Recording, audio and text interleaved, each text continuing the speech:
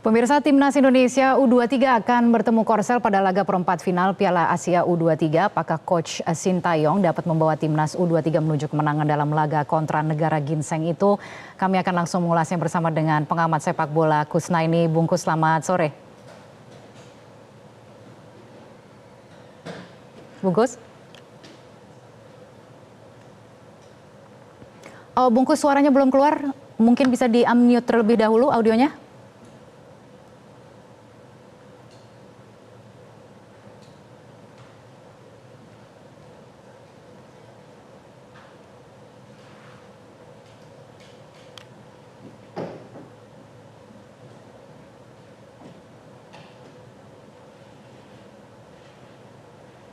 Bungkus? Ya, bisa dicoba kembali? Iya, baik. Terima kasih telah bergabung bersama kami. Bungkus, selamat sore. Selamat sore. Ya, baik. Bungkus, ini kan untuk pertama kalinya Indonesia main di Piala Asia U23 dan langsung tembus perempat final. Bagaimana kemudian Anda melihat sejauh ini penampilan dari Timnas Garuda Muda kita? Secara umum kita bisa mengatakan bahwa penampilan Timnas usia 23 Indonesia cukup memenuhi ekspektasi publik ya. Kita tahu bahwa publik tahu bahwa sebagian pemain yang sekarang berada di Timnas U23 sebelumnya adalah bagian dari Timnas senior yang juga tampil di Piala Asia Senior. Karena itu publik punya ekspektasi yang cukup tinggi terhadap tim ini sehingga targetnya pun tidak main-main ya, lolos ke 8 besar. Bahkan secara pribadi Sintayong sendiri sempat menyebut kemungkinan bisa menembus semifinal bukan hal yang mustahil. Dan terbukti saat ini kita sudah ada di 8 besar. Dan untuk mencapai semifinal, salah satu yang harus dilakukan saat ini adalah tampil baik, tampil seperti di laga-laga fase grup, terutama ketika menghadapi Jordania, sehingga lawan sekelas Korea Selatan pun kalau kita bisa tampil bagus seperti ketika melawan Jordania, tidak mustahil bisa kita kalahkan. Ini kan akan menghadapi Korsel yang notabene juga merupakan negara asal dari Coach Sintayong. Bagaimana kemudian Anda melihatnya? Apakah akan ada pressure tersendiri bagi Sintayong untuk dapat mengantarkan kemenangan bagi Garuda Muda? Saya pikir justru pressure terbesar itu dihadapi oleh Timnas Korea Selatan U23 ya. Karena bagaimanapun Sintayong memang pernah berada di Timnas Korea Selatan U23. Tapi saat ini dia menangani Timnas Indonesia U23 yang dalam banyak hal saya pikir jauh di bawah Korea Selatan dari segi prestasi. Jangan lupa Korea Selatan itu adalah juara Piala Asia U23 2020. Mereka juga merebut medali emas di Asian Games terakhir 2022. Dan kalau kita lihat statistik 16 pertandingan terakhir Korea Selatan U23 itu 15 kali diantaranya menang dan tidak pernah kalah. Satu-satunya tim yang bisa mengimbangi mereka adalah Australia yang menahan imbang. Jadi dengan data-data seperti itu, superioritas itu jadi milik Korea Selatan. Sehingga tekanan justru ada di Korea Selatan, bukan di Indonesia. Motivasi mungkin ada di Indonesia, terutama dari sisi Sintayong ya, pelatih yang dianggap pernah dicampakkan oleh Korea Selatan, tapi justru bersama Timnas Indonesia, baik di level senior maupun U23, cukup gemilang prestasinya. Jadi Anda melihat walaupun misalnya dari ranking FIFA jauh, kualitas dan pengalaman pemain mungkin bisa dinilai jauh, dengan kehadiran Coach STY bisa menutupi kekurangan dari Timnas kita? Iya, justru dia sangat mengenali tentunya permainan Timnas Korea Selatan U23, bahkan pemain-pemain yang bermain di sana pun tentu dia tahu secara personal ya, karena dia banyak komunikasi dengan pengurus maupun manajemen klub-klub di Korea Selatan. Dan itu menguntungkan dalam hal pemahaman taktik ya. Dan yang kedua, menguntungkan juga dari sisi motivasi. Saya pikir ini akan sangat membuat Sintayong termotivasi untuk memberikan hasil terbaik bagi Timnas Indonesia U23. Motivasi yang besar itu juga akan menjadi modal bagi para pemain Timnas U23. Karena saya pikir mereka saat ini meskipun sudah berhasil mencapai 8 besar, orang masih menganggap mereka ini underdog kalau dibanding Korea Selatan. Seperti yang saya gambarkan tadi melalui data-data prestasi ya. Karena itu motivasi pemain kita untuk bisa tampil bagus, bisa mengalahkan Korea Selatan pasti sangat tinggi. Dan itu modal kita. Motivasi, kemudian juga ada tidak hanya pelatih tapi juga pemain. Ditambah lagi juga satu hal yang orang juga mungkin tidak boleh abaikan. Pemain Indonesia ini rata-rata punya bekal pengalaman main di Timnas senior. 10 dari pemain yang sekarang berada di Timnas U23 itu bermain di Piala Asia level senior. Dan itu menguntungkan. Salah satu contohnya ketika menghadapi Jordania, ketenangan pemain-pemain Indonesia U23 itu terlihat jauh lebih baik, jauh lebih matang dibanding Jordania yang saat itu mengejar kemenangan. Iya, jadi tidak bisa diremehkan ya. Tapi kalau boleh digambarkan lebih lanjut, bagaimana sebenarnya peta kekuatan Garuda Muda di laga pertandingan nanti? Iya, dari segi materi pemain, saya pikir kita tidak kalah ya. Pemain-pemain Korea Selatan ini rata-rata memang bermain di liga, tapi sebagian besar main di kompetisi domestik. Hanya ada satu dua yang bermain di luar ya, ada yang main di Amerika Serikat dan ada lagi main di Eropa, tapi itu pun bukan di klub-klub yang sangat besar. Indonesia menurut saya beberapa pemainnya justru bermain di klub yang cukup besar ya, seperti misalnya Nathan Chuaon itu bermain di klub kasta teratas di Liga Belanda, kemudian juga Ivar Jenner juga di Liga Belanda. Justin Hubner meskipun sekarang di Jepang sebelumnya punya pengalaman main di Inggris. Jadi dari segi materi pemain, pengalaman kita tidak kalah. Mungkin yang kalah itu seperti yang saya bilang tadi, nama besar. Kita memang belum sebesar Korea Selatan, ditambah lagi memang Korea Selatan lebih berpengalaman main di level ini. Karena mereka pernah juara, saya sampaikan tadi, mereka pernah juara, mereka udah biasa bermain di babak knockout. Indonesia ini baru sekali ini main di Piala Asia dan baru sekali ini juga mencapai babak knockout. Jadi faktor ketegangannya tentu akan berbeda dirasakan oleh pemain dibanding yang dialami oleh pemain Korea Selatan. Faktor ketegangan yang akan menambah kekuatan atau justru malah melemahkan? Mudah-mudahan itu menjadi sesuatu yang membuat pemain kita tampil nothing tulus. Mudah-mudahan ya. Karena tidak diunggulkan, karena orang menganggap Korea Selatan lebih berprestasi selama ini, lebih mentereng dari segi pencapaian. Mudah-mudahan membuat pemain kita jadi tidak ada beban. Mainnya nothing tulus, kemudian bisa mengeluarkan kemampuan terbaik mereka. Seperti yang saya bilang tadi, tekanan itu adanya di Korea Selatan, bukan di Indonesia. Indonesia bukan tekanan, tapi adanya faktor kurang pengalaman kalau mau kita gambarkan ya.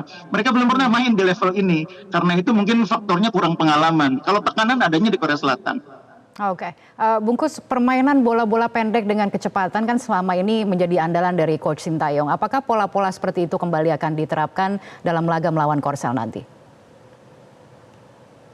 Iya, saya pikir memang harus dipertahankan karena cara itulah yang sudah dimainkan oleh timnas U23 selama Piala Asia ini. Saya pikir tidak sangat berisiko kalau melakukan perubahan pada pertandingan sepenting ini.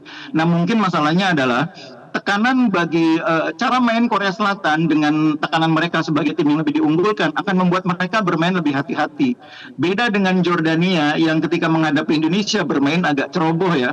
Saya pikir faktor kurangnya pengalaman Jordania membuat mereka bermain agak terlalu berani dan akhirnya banyak meninggalkan lubang-lubang yang berhasil dimanfaatkan oleh para pemain kita. Korea Selatan tidak akan seperti itu, mereka akan bermain lebih hati-hati, apalagi mereka tahu di sana ada Sintayong, sehingga memang tugas pemain-pemain timnas U23 menurut saya akan lebih berat dibanding di laga sebelumnya menghadapi Jordania. Lebih berat dalam pengertian bukan saja karena ini fase gugur, tapi lebih dari itu lawan sekarang memperhitungkan Indonesia, karena mereka semua terkejut dengan kemenangan cukup besar yang diraih Indonesia ketika melawan Jordania. Itu jadi catatan semua peserta di Piala Asia. Kalau kita melihat dari karakteristik pemain Korsel misalnya, seharusnya kan Coach STI ini paham betul ya karena dia pernah berada di kursi pelatih. Tadi Anda sempat menyinggung soal itu. Dan itu juga di beberapa kelompok usia begitu. Nah, tentunya ini akan menjadi nilai tersendiri ya, nilai lebih yang akan dimiliki oleh timnas dan karena coachnya juga paham betul begitu ya dan lebih mengerti karakteristik dari pemain-pemain yang dihadapi nanti. Iya, Coach Sintayong mengerti dan tahu bagaimana permainan Korea Selatan. Tapi yang jadi masalah kemudian apakah dengan dia memahami, terus dia bisa membuat tim kita mampu melakukan hal yang tepat seperti yang dirancang oleh pelatih. Skenarionya mungkin Sintayong sudah tahu menghadapi cara main Korea Selatan, dia sudah tahu kita harus menekan Korea, tidak boleh terlalu dominan di lapangan tengah, kita harus berani memainkan bola dari kaki ke kaki.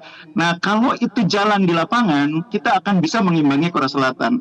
Tapi di lapangan skenario bisa jadi tidak seperti yang direncanakan. Nah, itulah yang saya bilang tadi, faktor pengalaman pemain kita bermain di level ini masih kurang. Sementara Korea Selatan sudah terbiasa main di level ini. Mudah-mudahan meskipun pemain kita levelnya belum banyak merasakan bermain di fase gugur seperti ini, tidak mengganggu mereka untuk tampil bagus di pertandingan nanti. Jadi harapan terbesar kita adalah pemain kita secara mental cukup kuat, cukup percaya diri untuk bisa bermain seperti kemampuan mereka yang sebenarnya. Karena sekali lagi saya ingin katakan, main di fase gugur akan berbeda dengan main di fase grup. Itu tantangannya. Iya, Bungkus, mari kita bicara soal Nathan. Ini kan jelang pertandingan kita melihat Nathan kembali bergabung memperkuat timnas. Sebenarnya seberapa besar pengaruh dari Nathan ini terhadap kekuatan timnas? Iya, iya, memang Nathan pemain yang saat ini di timnas U23 peran pentingnya lebih terasa dibanding ketika dia bersama tim senior ya. Di tim senior di posisi dia ini ada banyak pemain yang bisa menggantikan. Di posisi bek kiri misalnya perannya bisa digantikan oleh Sen Patinama, oleh Pratama Arhan, oleh Edo Febriansyah. Di lapangan tengah tidak ada Nathan juga masih ada Tom Haye, masih ada Ricky Kambuaya. Tapi di timnas U23 sedikit pemain yang kualitasnya bisa saling menggantikan dengan Nathan. Nathan ini bisa main di posisi bek kiri, bisa bermain di posisi gelandang bertahan, bisa sebagai bek tengah juga jika diperlukan. Nah, dengan kemampuannya yang bisa dibilang serba bisa ini, itu memberi keleluasaan bagi pelatih itu untuk menempatkan dia di berbagai posisi di mana dia dibutuhkan. Misalnya dia pernah bermain di posisi bek tengah ketika kita membutuhkan bek tengah yang punya kemampuan membaca permainan dengan baik. Dia bermain bertiga bersama dengan Rizky Ridho dengan Ferrari. Nah, ketika di sana sudah ada Justin Hubner yang datang dari Jepang, Nathan tidak lagi dibutuhkan di belakang. Nathan bisa dimainkan sebagai gelandang tengah. Dia berduet dengan Ivar Jenner dan dia bisa membangun kerjasama yang baik dengan Ivar Jenner. Dan ketika misalnya Arhan tidak dalam kondisi terbaik, Nathan bisa digeser ke kiri. Itulah yang membuat dia menjadi cukup penting karena dia bisa bermain di beberapa posisi dan kemampuan dia memahami permainan, reading the game, menerjemahkan instruksi pelatih itu sangat baik. Itu yang membuat dia segera terasa peran pentingnya untuk tim U23 ini. Maka kembali bergabungnya Nathan ini begitu dilulukan begitu ya kalau kita melihat. Tapi kalau kita bicara kiprah dari pemain naturalisasi kan ada 4 lain ya selain Nathan, ada Justin, tadi Anda sempat menyebut Rafael, Ivar dan lain sebagainya. Bagaimana sebenarnya peran dari masing-masing pemain naturalisasi kita terhadap kekuatan dari timnas kita? Iya, secara kebetulan mereka ini kan semua berada di semua posisi, di semua lini ya. Artinya di lini depan kita ada Rafael Strijk, di lini tengah kita punya Ivar Jenner, kemudian di belakang ada Nathan, ada Justin Hubner. Meskipun Nathan bisa main juga di tengah, kemudian Justin juga bisa main di tengah. Nah, saya pikir kehadiran mereka di setiap lini itu membuat setiap lini punya pemain yang punya elemen pengalaman gitu loh. Bukan berarti pemain yang lain yang berasal dari kompetisi Liga 1 tidak punya pengalaman, tapi mereka sudah biasa bermain dengan lawan yang secara postur besar. Mereka sudah biasa bermain dengan level permainan yang cukup tinggi. Jadi kehadiran pemain seperti Justin Hubner, Ivar Jenner, itu membuat pemain-pemain potensial seperti Rizky Ridho, Witan Sulaiman, bisa lebih keluar potensinya. Bisa lebih menonjol permainannya. Karena bermain bersama pemain-pemain yang secara teknis bisa mengimbangi, secara taktik bisa saling memahami. Jadi dalam sepak bola, tidak cukup hanya skill yang bagus, tapi juga Anda harus punya pemahaman taktik, pemahaman strategi. Dan itu yang saya pikir salah satu elemen yang dibawa oleh pemain-pemain yang berasal dari Eropa. Meskipun mereka belum semuanya bermain cukup banyak di level senior, tapi mereka punya bekal pemahaman taktik, pemahaman strategi yang baik, sehingga ketika bergabung dengan Witan, bergabung dengan pemain-pemain lokal seperti Sananta, Rizky Ridho, itu segera cepat padu, segera cepat bisa saling mengisi. Dan itu yang membuat pemain-pemain seperti Witan jadi keluar mainnya, jadi lepas mainnya. Rizky Ridho juga jadi kelihatan sangat matang sebagai kapten kesebelasan. Karena itu tadi ada kombinasi dengan pemain-pemain yang secara taktik dan secara strategi paham. Baik, kalau begitu terima kasih Bung Kusnaini telah bergabung bersama kami. Dan tentunya kita mengharapkan hasil terbaik ya dalam pertandingan nanti. Selamat sore. Jelajahi cara baru mendapatkan informasi. Download Metro TV Extend sekarang.